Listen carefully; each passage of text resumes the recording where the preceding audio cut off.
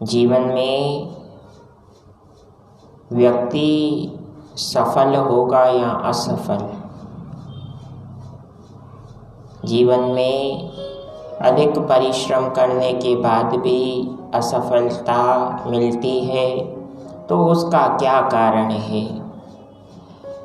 और अगर थोड़ा सा परिश्रम करते हैं और पूर्णतः सफल हो जाते हैं तो उसके पीछे कौन सा ध्येय है, उसे समझने का प्रयास करते हैं।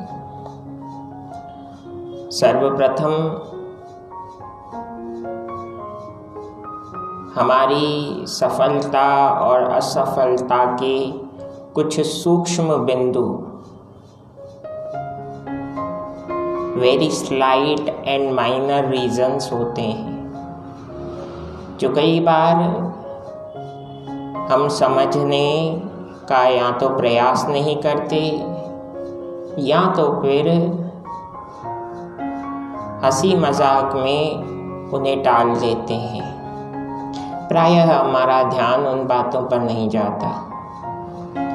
वे कौन कौन सी बातें हैं? कोई कार्य प्रारंभ किया गया तो उस कार्य को केवल प्रारंभ करने का ही दायित्व उस व्यक्ति पर नहीं है।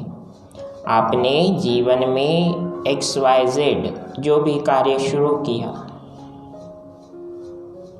उस कार्य को आपको केवल शुरू ही नहीं करना।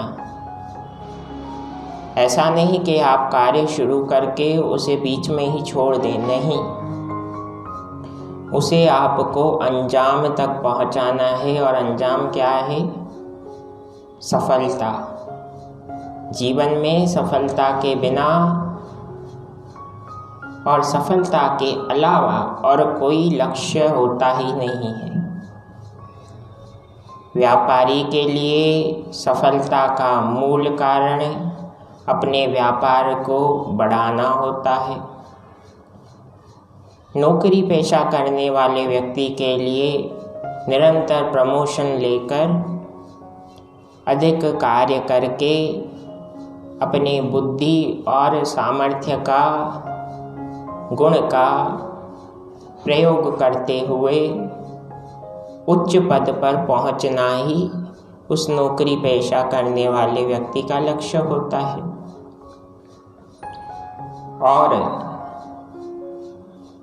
किसी कार्य को, सार्वजनिक कार्य हो, व्यक्तिगत कार्य हो या कोई भी कार्य हो, उसे अगर आप प्रारंभ करते हैं तो मन में यही भाव होता है कि इसके चरमोत्कर्ष, इसके यश वैभव कीर्ति के स्वरूप में पहुंचाऊंगा। हर कोई यह सोचता है। कोई किसी कार्य को इसलिए प्रारंभ नहीं करता है कि मैंने कार्य तो शुरू कर लिया, अब अगर बाधाएं आ रही हैं तो मैं अपने कदम पीछे हटा दूं। विचार कीजिए, अगर सैनिक युद्ध के मैदान से अपने कदम पीछे हटा दे तो परिणाम क्या होगा? राष्ट्र की पराजय। अगर कोई इंजीनियर किसी ब्रिज का निर्माण कर रहा है और उस ब्रिज के निर्माण को आधे में छोड़कर चला जाए तो क्या होगा? That bridge will not be useful for a common person. उसी प्रकार से जीवन में भी हर व्यक्ति अपने लक्ष्यों के लिए, अपने लक्ष्यों को प्राप्त करने के लिए अगर कुछ सद्गुणों को जीता है तो वास्तव में उसने जीवन को जिया है। पहला सद्गुण, खुद से प्रतिस्पर्धा करे, ना कि दूसरों से। आपको अजीब लगेगा कि दूसरों से प्रतिस्पर्धा नहीं करेंगे तो आगे कैसे बढ़ेंगे। अपने अंतःकरण में विराजे हुए उन श्रेष्ठ सद्गुणों को जगाने के लिए आपको खुद से ही प्रतिस्पर्धा करनी होगी। आज नहीं तो कल जीवन आपका है। जीवन में जितना जल्दी व्यक्ति जाग जाए, जितना जल्दी सजग हो जाए, उतना ही जल्दी और उतना ही अधिक लक्ष्य प्राप्ति का पैमाना और लक्ष्य प्राप्ति के अवसर उस व्यक्ति को मिल सकते हैं। किंतु देर हुई, पर इसका अर्थ यह नहीं कि व्यक्ति असफल हुआ। Every moment of life, every day of life has its own importance. I keep on saying that never give up in your life. Situations will take your examination consistently.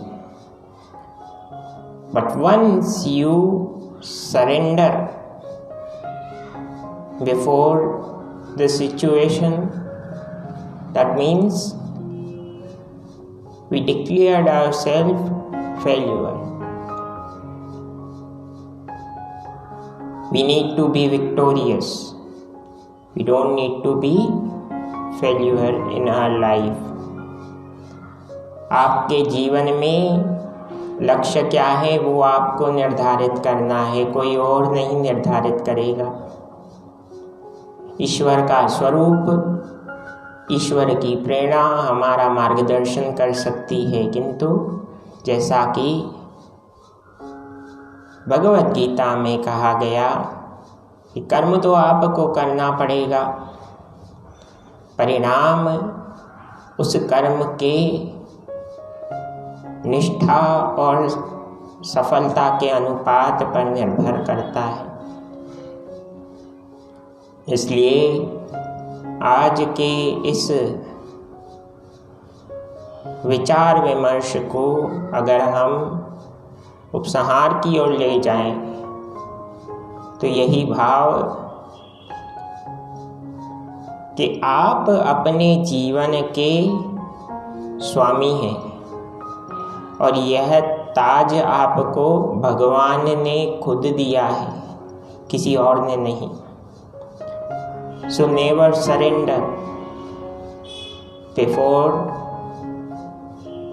adverse situations in your life.